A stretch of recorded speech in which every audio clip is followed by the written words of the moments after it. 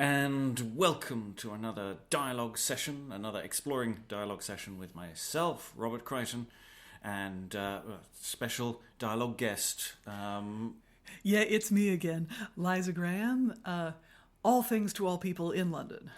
And we are in a secret location in London, in a kitchen, this time with tea. Last time we recorded one of these, it was coffee. But this time it's tea. And we're going to start on 3 dialogues. We're probably not going to do all 3 dialogues. Certainly this session that you're listening to will only be one of these dialogues. But they come as a set. There are 3 dialogues in verse by John Fisher, a student in Oxford. And I can probably find a date for these as well, but I'm going to have to, because the microphone is perched literally on top of our laptop, so I've got to be a little careful with the actual moving of things. So I might have to, there might be weird cuts here. No, that's not the thing. Oh, bugger. I've closed the file. There we are. So I'll probably edit all this out later anyway, except for the patrons. The patrons will probably get all this quality material. Yes, going down. So this is from 1558. 1558. So we are on the cusp of, we're at the cusp of Elizabeth. Yeah. Presumably once in, so I don't know which doctrinal path this is going to take. I've no idea what these texts are going to do. There are 3 texts, and the first one we are going to do is Gelasimus and Spudaeus. Yes, we were also, the slight problem with Spudaeus is it does sound like it's going to be something potato based, but obviously Yes. that would be anachronistic. My Latin isn't good enough to know what these names mean. I assume they mean the fun one and the serious one in some way. Yes, we will get some data on that, I'm sure, as we go forward. Actually, looking about it, going back to the file that I have just closed, literally just closed, which had an alternative title for this. So I'm just going to scroll back down to that. This is quality content that we're producing here. So this one, I think, is either a dialogue on idleness as an alternative title, or a dialogue on wisdom and will. I think this is idleness, because I think wisdom and will is one of the other ones. Yeah. So in fact, yes, wisdom and will is one of the other ones. So this is idleness. So I get the impression I know which way who's going to be idle and who's not. I think it's your turn to be the hectoring one, who's full of approbation. I think it's your turn to be. So that means you're Spudulike, and I am delicious ice cream. I think that's how those 2 names work. Spudaeus and Gelasimus. Yes. So we'll start the dialogue with you. Ever playing, Gelasime? Lord, when will you be wise and sad? In scholars should be modesty, but you play ever the wanton lad. Is this your first salutation? You appear some quarrels to pick. In few words make relation, wherefore with me you are so quick. I must in few words show my mind wheresoever I chance to come. Idle and vain I do you find. Lo, here I have told you the sum. And I know well that your parents, to learn virtue, put you to school. You defraud them of their intents, for daily you play the wanton fool. Also, sitting at school among us, what do you else but play and toy, so that of you all scholars say thus, Gelasimus is a wanton boy. Tu levior foliis, tunc cum sive pondere succi. To you I may this verse apply. Succi. To you I may this verse apply. You are lighter than leaves without sap. For good exercise you let go by, and your own self in idleness wrap. Of you God send your friends much joy. I think you will prove a sage so long. O God save you, and sweet Saint Loy, you are like to be a wise man anon. See you not low a good body, when did my friends to you complain? Meddle you with your own study, I do not your matters disdain. Multa facere ex ubi quae putrudum. About many things busy to be, in every place, quoth he, doth stink. curious you are in checking me, but of yourself you do not think. Now, sir, because you do thus report, when did you me so idly find? Every hour, full of play and sport and light as feathers in the wind. If I play, I am not idle indeed, as yourself have testified. Idle is he, as saith Saint Bede, which is never well occupied. Interpone tuis inter dum gaudia curis. Sometimes, saith the wise man Cato, interlace mirth among thy cares. Wherefore do sober men unto plays go, but to ease their minds in great affairs? What saith the wise man Tully? Gaming and pastime we may use as sleep and other rest truly, which no honest person will accuse. Dum fata sinunt vitae late. This is what you get when you don't pay attention in Latin class. Yes, absolutely. Doth not Seneca this verse write, while fortune suffereth, be merry? And so I will, for all your spite, play and sing, hey, derry, derry. Something damaged, ira numis vita est crastina vive hodi. Yesterday's life is very late, live today, as much to say, be merry and play with thy mate. Yea, forsooth, and that every day. As your memory I do commend, in that you can authors rehearse, so I must needs you reprehend because you abuse a good verse. I mean the verse of wise Cato, which you did English competently, but the sentence of Cicero you passed over negligently. We may right well use play and game as we use sleep and other rest, but for what cause may we do the same? In that place it is manifest. Then, saith he, when we have satisfied other matters both weighty and grave, also when we have rectified evils, want public weals to deprave.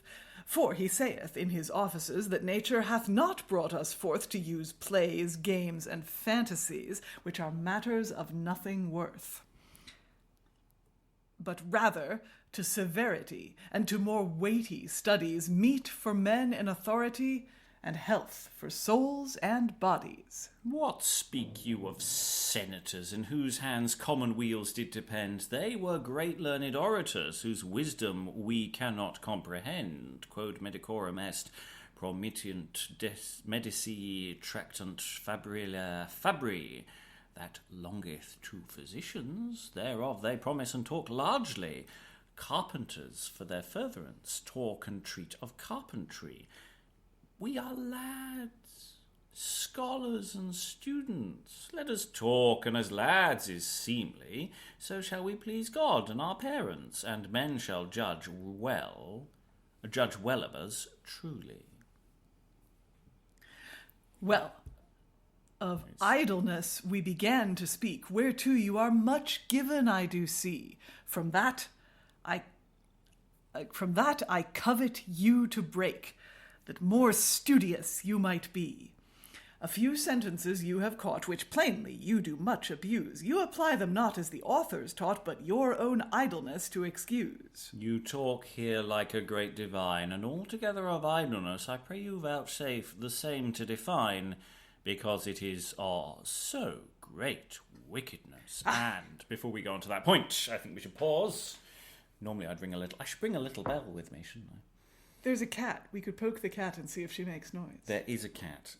For the listeners at home, we have one of our learned professors joining us to tell us much on the subject, the cat's opinion of this particular text. We're talking about idleness here, and the cat has parked herself in my lap and is very relaxed. So quite idle. I think that we know where she falls in the debate. Mm.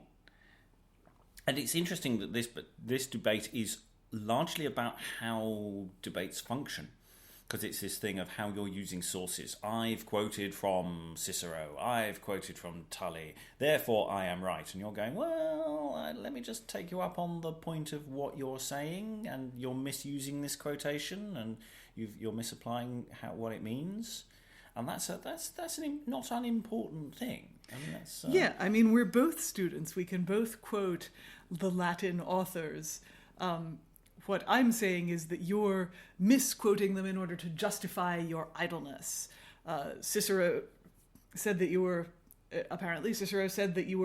only supposed to play games and have fun after you'd done all the serious stuff. And this is the mistake that your character makes because he doesn't do the serious stuff up front. Yeah, I haven't done the homework before I go out to play. That's the big thing. You just skipped over it and went out to play. Yeah. I mean, I think there's an element of my character is sort of going, well, how do you know? You know, what do you know? What do you know about my life? Are you watching me? There's a vibe of that to some of his stuff. There is, and also he's being taxed for gaming, and of course, for a modern day student, you know, gaming is also a thing where they waste a lot of time. The games have just changed. Yes, and and the way money is exchanged in those games has changed as well. Yes, it has. I need a power up. But also, Spudaeus very rightly raises the point that Gelasimus's parents are paying his college fees, and that he's letting them down by spending their money on being idle. Yeah, and you know, I think I'm putting a good defence. I mean, this could go either way. I feel. I know the text isn't going to go either way. I think the text is going to go in a very specific way. But I think that there's a defence of idleness is available here that is actually reasonable. Yeah, I'm catching some echoes of Erasmus's praise of folly. Yes, it was very much in vogue, and one of the sort of starting points for a lot of. We haven't done any your actual Erasmus yet, but we will reach some. This could be Rotterdam or anywhere. Yes. That was for the 2 people who still listen to the beautiful South. Bless them. Okay. I still listen. Yeah, but we could sing some. Yeah, we could. Except we'd have to then cut it out of the podcast. Oh. Yeah, because I'm not paying royalties. I mean, I think we can go fair usage with that quoting of a few words there, but you know, anything more. Whew, start using the tune. Oh, that's a whole nother kettle of fish. Anyway, we should continue. So, I've challenged you to say what's really so wicked about what? No, what you've challenged me to do is define my terms. Yes. You say you're really down on idleness. Why don't you define idleness for us? This is classic dude on the internet debate me strategy. Yeah. Well, why don't you define it? Anyways, Spudaeus is very glad to have this opportunity. Glad you asked him this question. In the Tusculan questions of idleness, thus saith Tully, as touching all honest actions, idleness is an ignory uncomely, also an irksomeness of the mind, when any good matter is begone, and therefore seeketh some other kind, whereabout vainly it may run. As thus you are set to school now, to learn both virtue and science, this is a good thing begun in you, godly as parents' will and pretence. But anon irksomeness of heart and loathsomeness of well-doing cause you to take another part, and to give yourself to playing. A certain wise man giveth warning, not overmuch in study to stand, for to some body art and learning are as a sword in a madman's hand. Doctrina celesti et gladio insanis similis. Truth, a wicked person without doubt, to whom no honest thing is good, mischievously uttereth learning out, as one doth a weapon that is wood. But I would have you to note 2 things. First, the goodly sequels of students, some have been counsellors to kings, yea, though they have come of poor parents. What were the chief counsels of Rome, I mean, when virtue flourished? learned and grave in judgment and doom, who their communality most nourished. 1,000 I could rehearse by name, of whom I read in divers stories, which through learning have come to fame and attained unto high glories. Qui probus atque idem doctus diademente talem, quis dignum neget, hic aliis precellit, ut aurum est oricalco nobilis vitroque pyropus. He that is good and learned withal, who will deny such one worthy to enjoy an honour royal which we call a diadem, truly, for such one doth other excel as far as gold doth the copper pass, and as precious stone or beryl excelleth counterfeits or glass. Yet must learned men come of poor lineage, example of Mark Tully by name. Virtue is a most sure heritage, for that enhanceth to honour and fame. Truly your words make me to smile. You speak not of the ends of the same. Either they were driven to exile, or else suffered death with shame. Impute that to ingratitude. Mark this, such is ever the reward of the ignorant multitude which did never virtue regard. Suffered with shame, say you? Forsooth, no. Happy are they which for virtue's sake suffer death or into exile go, so that patiently they do it take. Also, I will tell you as I think, he that is endued with doctrine shall never want money, meat, nor drink, so that to virtue he do incline. But the fallible chances of fate he shall be able to withstand, and if he be deposed from his state, learning preserveth him in any land. Ipse tamen vide nunquam et vix credere possunt, vel perisse fame, vel mendicasse desertum.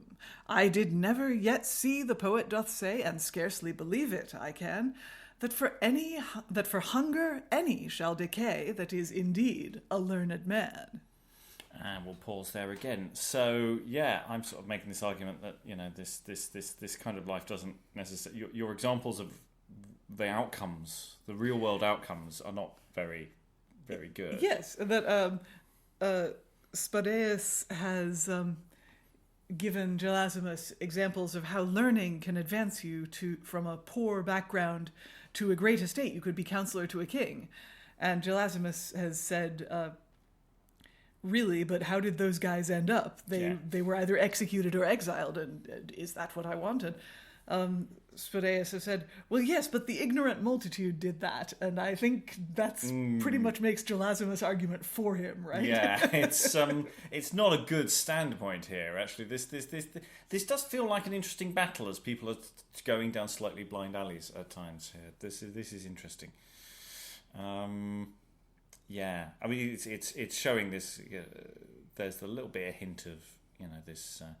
He shall never want money, meat, nor drink. Yeah, maybe. Well, it would be nice if studiousness were its own reward. Wouldn't that be nice? Don't you think it would be nice? Anyway, we shall see. Let's pick up where we were. Friends, Spudaeus, I will be plain. To obtain glory, I bend not my hope. They that covet honour to attain, at noondays for the way do grope. Ergo honor, fama, et myrtilis gloria lauis, somnia sunt prosus nil conductentia. Honour, fame, worldly glory and praise are but dreams, for nothing profitable. Therefore I am bent nothing that ways, for I look not to be honourable. Lo, this is your common fashion, to truncate and destroy the verse, style for your own... to truncate and destroy the verse, still for your own excusation, and will not the whole sentence rehearse? Somnia sunt prosus nil condescentia quando sorte magis quam virtute acquiruntur, they are dreams nothing profitable, but when by chance they are acquired rather than by virtue honourable. Whoso doth not desire honour, the same doth no virtue regard. For honour in good men evermore, for virtue is a just reward. To laugh you compel me, in fault wherein you did me charge. Most evidently in you I see, as I shall decline more at large. Turpe est doctori cum culpa redagiat ipsum. It is a foul thing to a teacher, when the same fault in him is found, which he rebuketh in other, himself first to teach, he is bound. I did truncate a verse, you say, your latter verse now do you scand, and whether I say true, prove you may, or whether as a verse it may stand. Certe magis quam virtute acquiruntur, et esto? At esto. Have you found it at esto in your first rehearsal that did lack? You talk so much de honesto that you cast rectum in your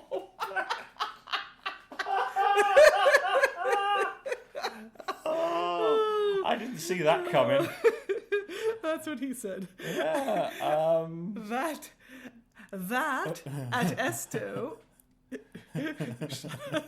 I think we should pause and just sing that. So yeah, I'm sort of Where did you find that bit? Okay, for anyone listening, rectum actually means right. Yeah. So really, what he's saying is that what Gelasimus is accusing his more studious fellow of is casting. He talks so much of honesty that you cast righteousness or the rightness behind you, but that's not what it sounds like. No, and I honestly think that is clearly a deliberate gag within the thought that he's playing with you. He's playing with you. I'm sure that. Well, let's just see if he has a comeback, shall we? Okay. That you cast rectum at your back. That, at esto, beginneth a new sentence, which had been prolix to rehearse. I perceive your Cortelux pretense. That sentence would your words requite, because you would appear faultless, taking upon you other to blame. What followeth I will express earnestly without mock or game. At esto, quod tantum dictis tribulantor dic mihi nonquid corporibus prosinct sine animis ni tantendum host inflant potest turna dios qui livis qui nec non solicitus redunci subdere multis et severe solet multilis ambere precari monere largeri quisquis festatur honores my former words I must again rehearse. For honour, I say, I do not much care. Thereto tendeth my former verse. Now these in English I will declare, be it so, that honour and fame are given only to the worthy. What profit have men by the same? They profit nothing their body. What commodity are they to the minds, even as much? They fill them full of pride, and make them as light as the winds, and fill them with care on every side. Many must one serve, and many flatter. Praise speak fair, and money pay. Stoutly he must bear out the matter, that will have honour at this day. Lo, whoso hunteth for honour, this disquietness he shall find. To the body a long dollar, and a continual sore to the mind. O bona paupertas, o nondum cognita deum, munera virtutum costus and amica pudori. O good poverty, O God's good gift, unknown is thy commodity. Keeper of virtue through thy shift, and a very friend to honesty. A mean state is surest of all. Dangerous it is high to climb. The mighty oaks have greatest fall, when the low shrubs grow out their time. Your words be good, but you digress and decline much from my purpose. Oh, go too hardly. Your mind express. Spare not your learning to disclose. I counselled you lightness to leave, and to give yourself to study. To virtue I would have you to cleave, commodious to soul and body. By examples ancient and old, steering up your hope, as I thought, but with sentences stout and bold you have set my counsel at naught. As I could have told you by name of such as study in youth have loved, which have attained at honour and fame, and worthy men have been proved, likewise of innumerable I can tell you also by name, which of birth have been honourable, and yet their ends have been shame. Wherefore, this is the cause, for a truth, their time full idly they did spend, and would not study in their youth. Therefore, shame and dishonour was their end. Let all youth of idleness beware, for it is the stepdame of virtue. If you be caught once in her snare, all mischiefs beside will soon ensue. Otia enim formus vitiorum est, otia mentem ad mala multa trahunt. Oti comes ipsa libido est. It is the provoking of wickedness. To many mischiefs it draweth the mind. Uncleanness accompanieth idleness, no greater enemy to mankind. You may perceive well by my words that I have not been idle alway, though sometime I set pitfalls for birds. I am not idle, as perceive you may. Your goodly wit I do commend, and to praise God you have great cause. But I have seen that doth me offend, as I said in my former clause. Emollit otium vires sicut rubigo ferrum. Idleness weakeneth the strength, like as rust does the iron fret. Quick wits it dulled at length, and breedeth infirmities great. Have you not heard men of gravity wish that they had learned in youth, and have bewailed their vanity, cursing themselves with their own mouth? Vidi iam juvenem premeret, cum ferior etas, morentem tardos praeterisi dies. I have said, saith Quid, a young man, when with more age pressed he was, mourning in himself now and then, that idly he did let the days pass. Idleness bringeth in voluptuousness, whom good saints call the devil's bait. In voluptuousness is all wickedness, wherein youth to catch the devil doth wait. Ah, yes, we're getting to the meat there, aren't we? This idleness, it makes you weak, you're not exercising your wits, you're heading towards voluptuousness. Was that Ovid, by the way, do we think? Quid? I'm... Sorry, we've got an unedited text, so there may be some typos. Perhaps it was a misprint for Ovid. I can't think of a quid. Like Quididius or something like that, I suppose it could be. Yes.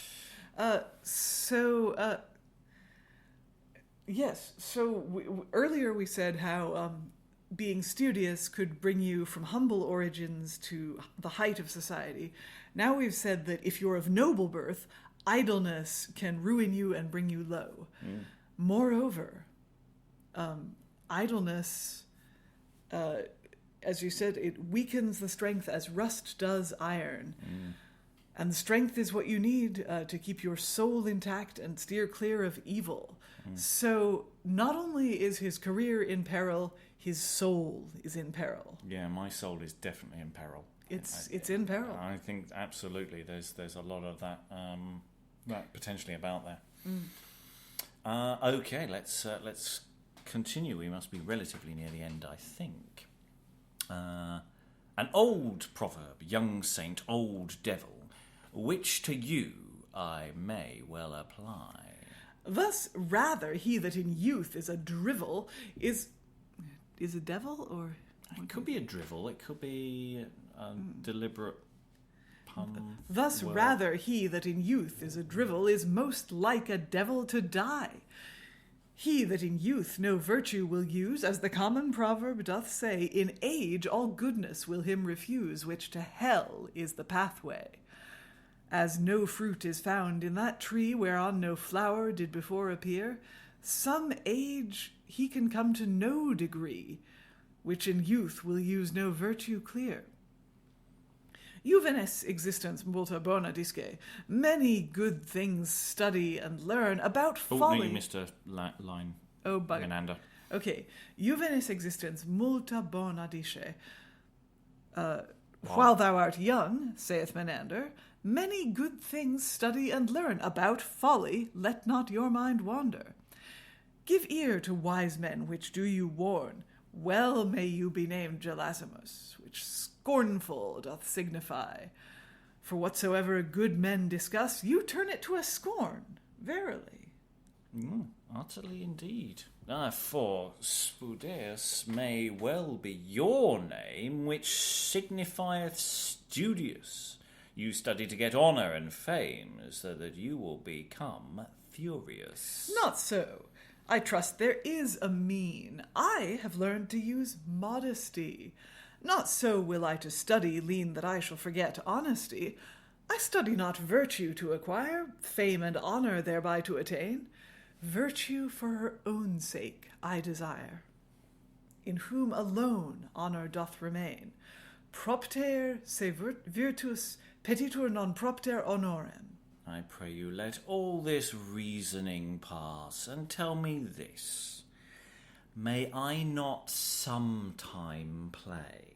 You remember what our talk was? As sleep and other rest, Tully doth say. Oh, I'm glad of that by this day. I wish that my master so would say. Men used to rest and sleep every night, then so might I play every day. Whether you may or no, you do. Yea, truly, and that without measure. And such wantonness you add thereto, that none other in your play have pleasure. In good faith, I play not other to please. I used to play for mine own solace. But in your play you do other disease, and in so doing you do trespass. Est modus in rebus sunt certi denque finis, quos ultra citraque nequit consistere rectum. There is a comely mean in all things. There be other certain limits, pight, beyond the which, if you do pass the strings, nothing that you do can be done right. In your play and in all your affairs learn you honest manners to use, and let not idleness catch you in her snares, and evil company do you refuse. Corrumpunt etiam sanctus commercia prava. Evil company doth corrupt alway. Even those that be well disposed conceal no falsehood, night nor day. But of you let it be disclosed, serve God daily before anything. Fear him, beware his laws to offend, honor, love, and truly serve the king, and where faults be, learn to amend. Your father, mother, and master love, fear, serve, and gently obey. Of their goods be ye no waster, with truth help to get that you may. Of tongue and hand be you ever true. And here the manuscript is damaged, or printing is damaged. Something oaths to swear, something do you rue, something bear. Two more lines missing. And you shall never go out of the way. I have not so little wit, good friend, but that I perceive your intent. I thank you both with heart and mind. Your counsel is honest and prudent. This one thing of you I would desire, daily, that we may together talk, at such a time as you shall require, when you are best disposed to walk. I shall be content with all my heart. Fare you well. God have you in his keeping. Saying that you will hence depart, God preserve you, waking and sleeping. Finis. What I quite like about that is that, in a sense, they are working towards a middle ground to some degree, and that they are collegiate. They do say, "Yeah, let's keep going." You know, they're not hurling insults at each other. It reminds me very much of Knowledge and Simplicity, in that these are fellow students, maybe even in the same year. In Knowledge and Simplicity, knowledge seemed to be the elder, but it seemed to be sort of third year to first year. Yeah, or maybe doing their masters or something. You know. Yeah. In this one, they might be contemporaries, and because it sounds as though Spudaeus knows Gelasimus well and has to put up with him being an utter clown in class and getting all the Latin wrong. Yeah, well, that's possibly me. I do apologise for my Latin. Well, with this character, it works. Yes. And it's not that bad. But yeah, it's there is some character here. It is interesting. I've liked this one. It's been quite enjoyable. It doesn't have a theatrical dynamic to it, but or too much at one. But it's not very long. No, it's very verbal, very cerebral. The sort of thing you might read aloud, but not necessarily do as a play. On the other hand, Gelasimus does strike me as a clown part. Yeah, and there is a lightness attached to the dialogue itself, and the Latin is necessary. I mean, that is the thing. It's not like it's where they simply quote something and then state its meaning. They do that, but they also then state how each other's getting it wrong, or they think they're getting it wrong. So some knowledge is required in a way that often with plays and Latin use, that's not so much of an issue. Whereas I think here, we need to actually properly translate the Latin to actually have an opinion as ourselves. Certain. We need to not only translate it, but source it. Yeah. Just to confirm that they're actually talking correctly, because of course, just because they're saying it's Cicero or whatever, we should actually make sure it is, and actually what the context is. This is where this dialogue intersects with academia rather than with theater, because in academia, if you make a point or try to prove a point, one thing you do is cite antecedents. You cite older authors who support your argument, and they're both doing a great deal of that. But Spudaeus points out that Gelasimus is trying to twist it to his purpose. So if we take this to, next steps to do an actual recording of this, the spoilers episode is going to be quite complicated, because we're going to be actually we'll need to go back and go quite a lot of, additional work on that, which is cool. Just might move the actual production back slightly further. Yes, indeed. But, we've done this recording now. We've made a reasonable stab of it. I think we've got an idea of what's going on there. There is character, there is stuff, but there's also a bit more work to do than some of the others where we just go, ba-da! Yes. We can't go, ba-da! Well, I can, I just have. But, we can't just go, da-da! With this one. No. We really can't, even though you just have. Yes. Absolutely. So, all that remains is to thank Liza for helping me read through this particular dialogue on idleness. And yes, I hopefully will not be idle in doing something more with this in the future. We shall see. I don't know whether I have the energy or not. But Liza might be quite, want to do the work. I'm very studious. Yes. Goodbye. Goodbye.